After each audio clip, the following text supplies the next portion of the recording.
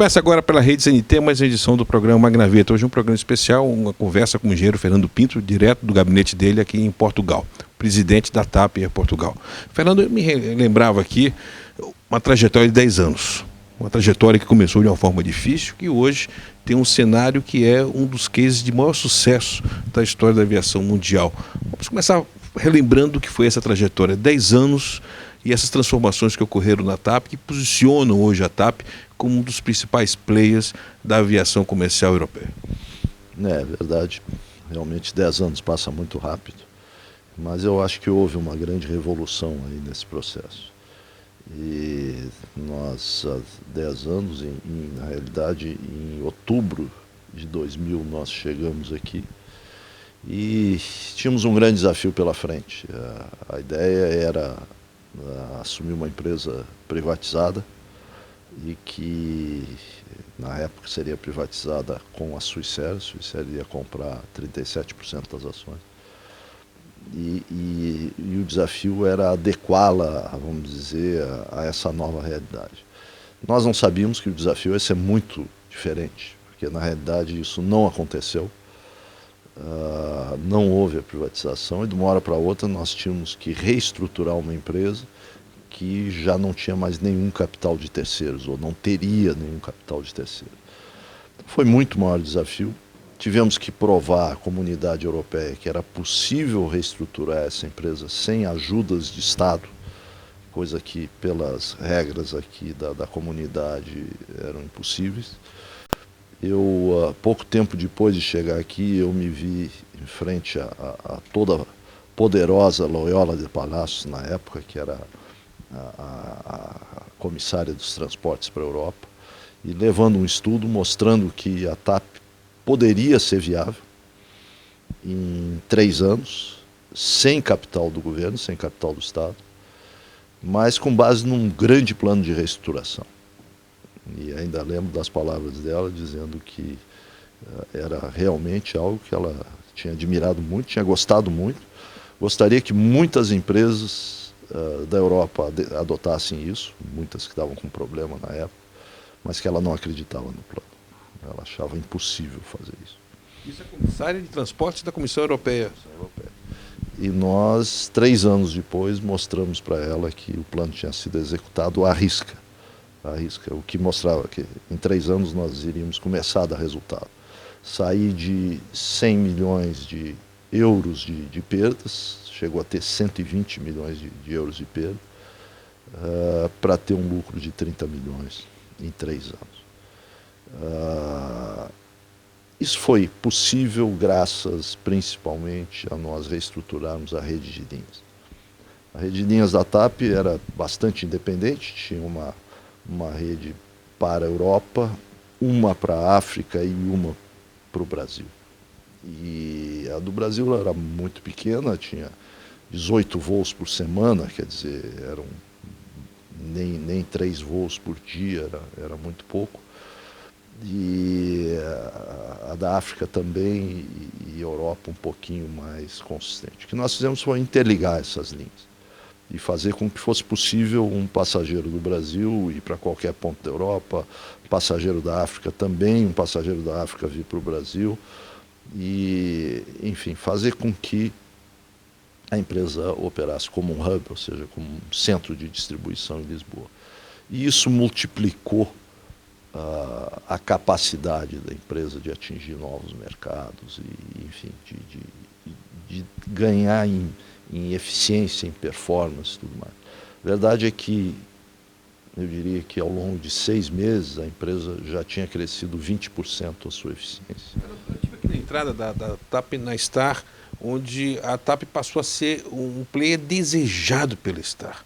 E antes, quando vocês apresentaram a proposta de inclusão na Star, vocês foram quase que rejeitados. Que ousadia é essa? E anos depois, pelo contrário, a Star que desejava essa percepção internacional do que foi feito aqui. Nós estamos falando aqui com especialistas de aviação para o Brasil inteiro, em rede aberta de televisão, mas eu queria passar, porque é um case que tem tido a percepção na indústria mundial como a valorização de um ativo estratégico geográfico de um país pequeno como Portugal, que passa a ter um dos maiores players da aviação europeia. Eu queria que você recapitulasse isso. O grande desafio da TAP como empresa europeia é porque ela ficava no extremo ocidental da Europa. Isso era negativo no início. Isso era negativo. Todos diziam que uma empresa que não tivesse localizada no centro e que pudesse receber tráfego de todas as outras áreas e a partir dali distribuísse, ela não tinha futuro. Aí chega você com sua visão ultramarina. Aí o nosso grupo, e trabalhando em conjunto com o grupo TAP e tal, sabíamos de que existia uma necessidade muito grande, isso, principalmente quando falamos de capital do Nordeste e tudo isso, de ligações com a Europa. E que não podiam ser feitos por alguém que operasse um hub, um centro de distribuição a partir de São Paulo. Porque teria que partir de São Paulo, aterrar, ou seja, fazer um pouso no meio do caminho, vamos dizer, em uma cidade do Nordeste, e aí vir para uma cidade da Europa. O que nós fizemos foi o inverso, é interligar uma cidade da Europa com várias outras cidades europeias e várias outras cidades do Brasil. Tá? Então, isso mudou o conceito completamente, não é? E viabilizou o que era, vamos dizer, o desejo de muitos governadores do Nordeste, do povo do Nordeste em geral, de ter ligação com várias cidades da Europa.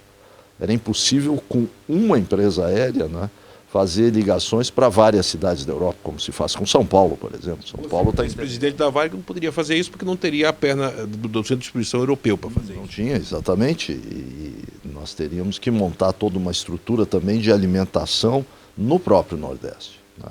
Mas assim, no inverso, nós podemos fazer. E, obviamente, que usando depois todo o processo da aliança, que nos ajudou muito, a aliança com a TAM no Brasil e tudo isso. Mas no caso da Star, no momento da entrada, a TAP passou a ser um passageiro desejado pelo tráfego. Não, aí houve algo realmente interessante. No momento em que a Swissair deixou de ser o investidor TAP, e acabou inclusive fechando, né? A parceria acabou, nós não tínhamos mais aliança. E a aliança hoje, em termos mundiais, é fundamental para você poder agregar tráfego do mundo todo, né? E então nós fomos bater a porta das outras alianças naquela época, e eu tinha uma amizade maior com o pessoal da Star, a Varig já tinha sido da Star. Fui procurá-los e foi interessante dizer, olha, a TAP não agrega nada a uma aliança hoje, a TAP é uma boa empresa, sem dúvida nenhuma, todos reconheciam. Uma boa empresa, mas em termos de mercado de tráfego, ela não agrega nada. Quase que eu disse, me aguarde. Me aguardem, porque isso vai ser diferente. E realmente, 3 anos depois, eu diria que a TAP teria condições de escolher para qual aliança ela poderia enveredar, porque seria bem aceita em qualquer uma delas. E a verdade é que fez um processo de seleção e de certa forma, foi a TAP que escolheu a Star e não até a Star que escolheu a TAP. Intervalo comercial e voltamos daqui a pouco com o programa Magnavita, conversando ainda com Fernando Pinto, direto de Portugal.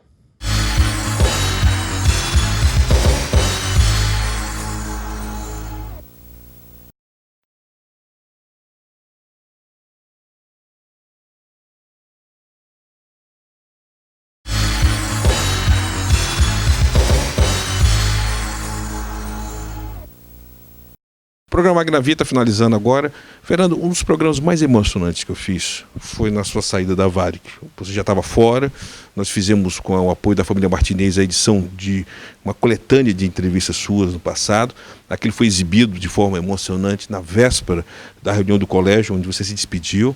E você deixa a Varig. Ali, naquele momento, muita gente dizia, quando Osiris Silva era recebido como o grande deus da nova Varig, o salvador da Varig, e a Varig ali iniciava para muitos o princípio do fim, o colapso que levou a empresa realmente a ter o fim, aquela ruptura da sua gestão.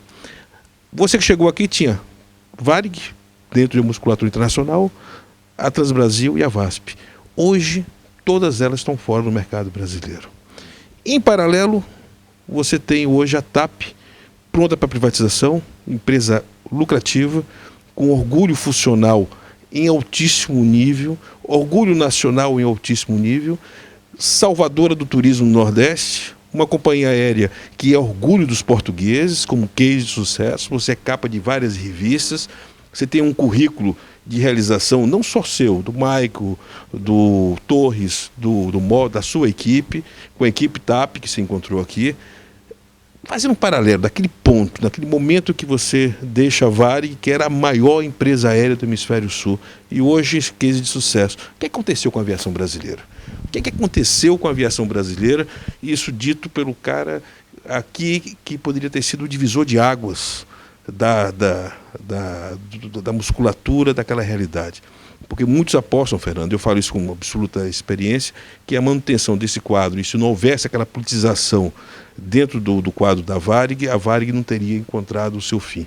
Eu queria que você falasse, sem também cair no pecado do especulativo, mas dentro de dados concretos. Varig fora do mercado, VASP fora do mercado, Transbrasil fora do mercado, e a TAP, esse case de sucesso, mostrando que vocês estavam fazendo a gestão correta.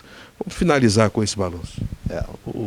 Falando de Varig, aí é muito claro, faltou a Varig ser privatizada. Ela tinha toda a força de mercado. E era seu projeto? Era. Na realidade, o que faltou? A Varig não era privada? Eu brinco isso, ia ser privatizada, mas o fato do controle que acabou a fundação tomando da Varig, quer dizer, fazendo uma empresa que não tinha a visão do lucro efetivamente, quer dizer, ela tinha outros pontos que tinham, o controle era mais importante, vamos dizer assim, do que ela precisava de capital, ela não tinha outra saída, ela tinha que buscar capital fora. Para ir buscar capital fora, tinha que diluir a posição da fundação. E a fundação, nesse caso, no princípio, não aceitava essa solução. A Varig, o grande problema da Varig era a falta de capital, ponto. De resto, em termos operacionais, ela era excepcional. Tá? As margens de EBITDA a margem de EBITDA do último ano de administração na Varig foram tão boas ou melhores do que Lufthansa e American Airlines, que eram as empresas top naquela época. A sua gestão. Isso eu diria que isso deve ter sido 99. 99. Então as margens estavam excelentes, quer dizer, operacionalmente a empresa estava boa, ela era dona do mercado, absoluta dona do mercado, mas ela estava completamente descapitalizada, porque não era proprietária de nenhum avião. Então precisava passar por esse processo. A partir, eu diria, da nossa saída, eu acho que essa hipótese ficou completamente desconsiderada. O Osiris, é verdade, me substituiu, mas pouco pôde fazer. Ele ganhou logo um CEO ao lado, era um CEO com CEO. Não tinha condições de fazer nada. E por isso que eu digo que no final foi uma crise de gestão. A gestão ali a próxima etapa era trazer capital. E eu acho que o mesmo nós poderíamos... que você fez muita coisa parecida, ou seja, mudou a marca, motivou, posicionou de rede. O processo você fez aqui estava no caminho, infelizmente o processo estava no caminho, é uma perda muito grande para todos, e para o país e para tudo. O caso de VASP Transbrasil, eu acho que nós podemos também acabar chegando a conclusões semelhantes, quer dizer, as empresas ali ou tinham que trabalhar mais juntas e tinham que também ir buscar capital. O Brasil ainda estava muito fechado, precisava se abrir mais em termos de competição e abrir mais em termos de mercado, em termos de ir buscar associações e tudo mais. É claro que teve crises muito fortes aí, que também nós enfrentamos aqui. E eu diria que a principal delas foi petróleo. E teve desvalorizações da moeda que nós já tínhamos enfrentado lá, a mais brutal de todas, e que tivemos que fazer uma reestruturação muito pesada. Isso tudo prejudicou. Impostos também no Brasil prejudicou muito as empresas. Então, soma-se tudo e vê-se que, infelizmente, foi muito difícil segurar empresas que hoje poderiam estar líderes em mercados internacionais. Sobretudo gestão, né, Fernando? Sim. O ponto ali foi gestão, a crise de gestão. E Dantan, finalizando esse cenário que você está construindo da imagem brasileira, o que significa o Brasil ter a empresa de bandeira agora debaixo da empresa chilena? Não acho que seja debaixo, eu acho que é uma associação e eu acho que é algo genial. Genial. É o que faltou. Se isso tivesse sido feito na época de Varig, pensando o Varig Vasp Transbrasil, ou Varig Transbrasil, ou Varig Vasp, uma coisa desse tipo, teria outra força. Ou até Varig TAM, que seria outra opção, que estava crescendo e estava com uma qualidade de serviço excelente na época. Coisas desse tipo poderiam ter acontecido, mas para fazer isso precisaria de capital de fora, quer dizer, alguém que entrasse também dentro desse conjunto. Isso não aconteceu. E eu acho que o que eles estão fazendo hoje é a forma de sobreviver daqui para frente. Ou seja, não é sobreviver, não, é ser competitivo e conseguir ganhar as disputas de mercado que vão acontecer. De igual para igual. O fato de dizer um tem mais ações, o outro tem menos ações, é importante que as duas empresas estão juntas, trabalhando juntas, disputando juntas, tem, vamos dizer, o mesmo poder dentro vamos dizer, do conselho, do conselho e tudo mais. Não é isso que importa. A partir dali, as duas vão estar expostas ao mercado, a uma competição de mercado, e as duas em conjunto vão ter que ir tão mais sadias e mais fortes. E a fórmula que vai ser aplicada aqui em breve, provavelmente, em termos de privatização. É bem provável. Bem provável. Muito obrigado. Tá bom. Eu quero agradecer muito o seu tempo. No próximo bloco, iremos mostrar uma das joias da hotelaria portuguesa. Iremos mostrar o Hotel Corinthians, localizado no coração de Lisboa. Intervalo comercial e voltamos daqui a pouco.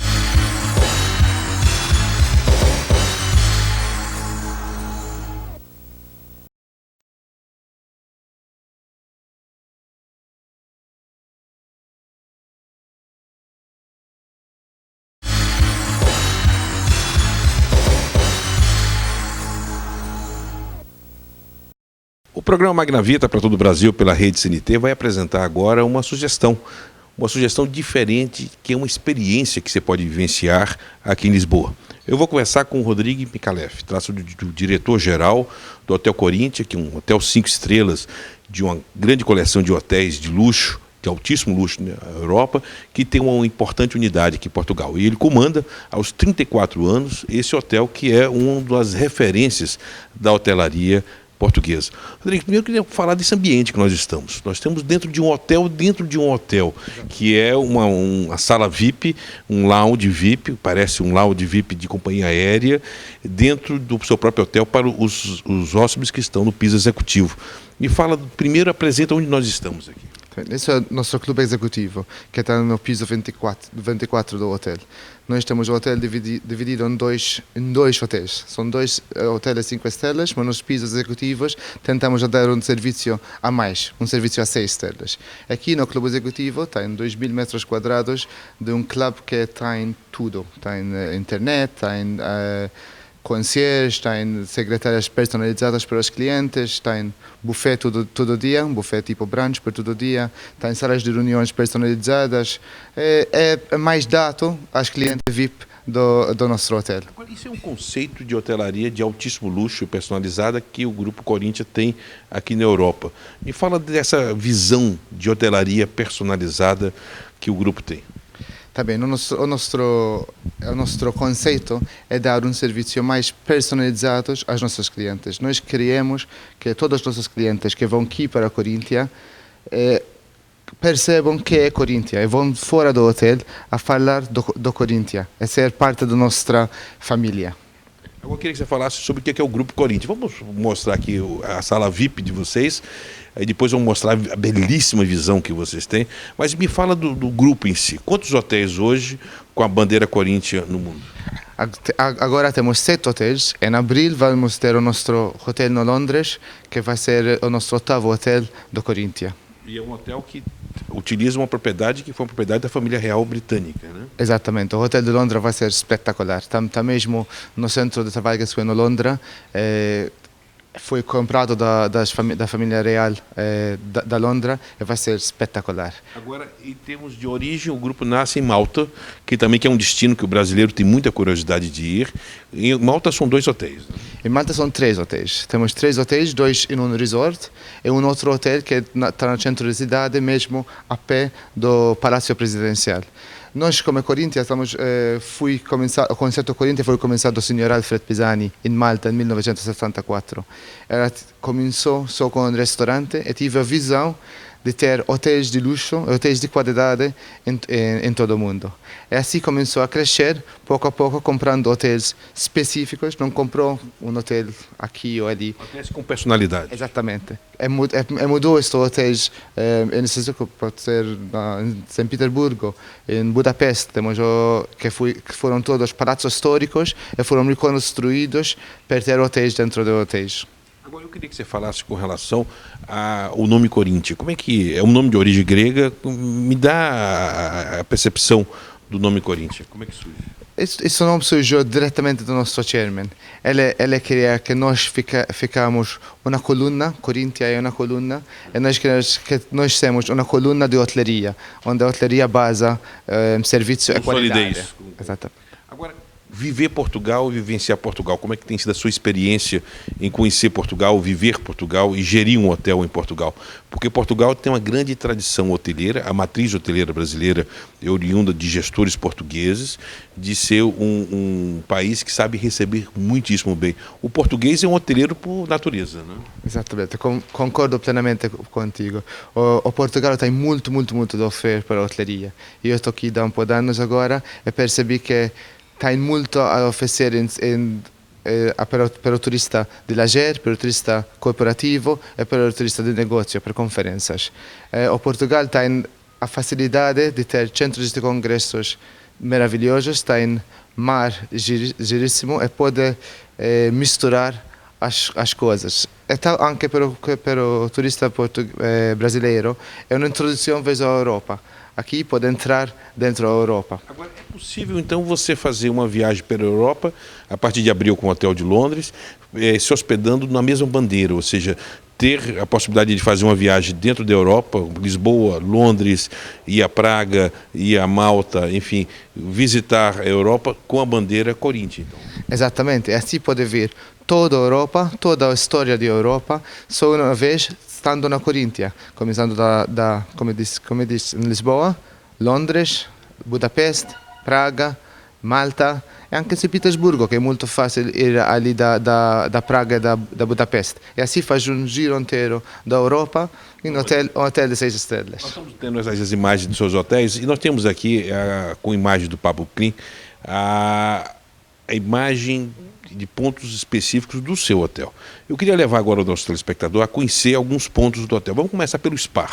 O spa que tem uma atração especial, que é uma piscina que tem a equiparação da densidade de salinidade do Mar Morto. Me fala desse conceito de spa e dessa preocupação de se sentir bem. Também. Todos os hotéis hoje falam de spa. Todos dizem que tem um spa dentro do hotel. Mas um spa, para ter um spa, tem que ter muita água no sítio. Nós somos um hotel na cidade com um spa de 3.000 metros quadrados, que não tem comparação. Não tem hotéis na Europa com spas de 3.000 metros quadrados dentro do centro da cidade. Fora do centro da cidade, sim. O que tentamos de fazer no nosso spa? Queremos tentar fazer um spa diferenciador. Tem muitas águas no nosso spa, tem muitos tratamentos que tem estrutura médica, não é cirúrgica, não tem nada invasivo, mas tem tudo, pode fazer botox, pode mudar as faces, pode reduzir peso, pode fazer tratamentos de massagens, com ginásio, pode ter uma semana de tratamentos para mudar o conceito da vida. Está com um conceito um pouco diferenciador. Agora, vocês, quando compraram esse edifício, esse prédio, vocês reformaram inteiramente para o padrão Corinthians. Eu estou mostrando aí alguns apartamentos e algumas suítes. Me fala desse conceito de decoração, do que foi o conceito do espírito Corinthians nas habitações aqui desse hotel. Tá bem, nós tentamos, em tudo ciò que é Coríntia, a emitir o conceito do espírito do Coríntia, que é o nosso espírito de ser parte de uma equipa Coríntia. Se vês todos os nossos quartos, toda a nossa decoração, não é uma decoração muito agressiva, não está em cores muito agressivas, está em cor muito calmo, que dá sensação de tranquilidade, sensação de poder ser mais... Está em casa, né? Exatamente, Está em sua própria casa. exatamente. Mercado brasileiro, você tem agora a Beth Jardel, que é um nome que dispensa apresentações no Brasil, foi responsável pelo lançamento de grandes cadeias hoteleiras portuguesas no Brasil, é o nosso elo de ligação entre Brasil e Portugal, e você agora está focado em transformar o Corinthians Lisboa num hotel, e o de Londres em hotéis para brasileiros. Me fala, e para finalizar, o seu convite para o mercado brasileiro e falar para o mercado brasileiro com relação à atenção especial que o brasileiro vai receber. Tá bem. Come sabe, a relação verso Portugal e Brasil é muito forte. Eu queria convidar todos os brasileiros a vir cá, a ver o nosso hotel, a experimentar a cadeia Coríntia através do nosso hotel e mostrar que nós somos capazes de dar um serviço muito, muito específico. Nós temos um hotel, como eu disse, diferenciador. Temos um hotel para os brasileiros que é muito amigável por via da língua e pode ser uma introdução para eles na Europa. Depois disso, o mercado brasileiro é muito importante para nós. Estamos a tentar fazer ações em diversos sítios no Brasil para promover a cadeia Coríntia ali no Brasil.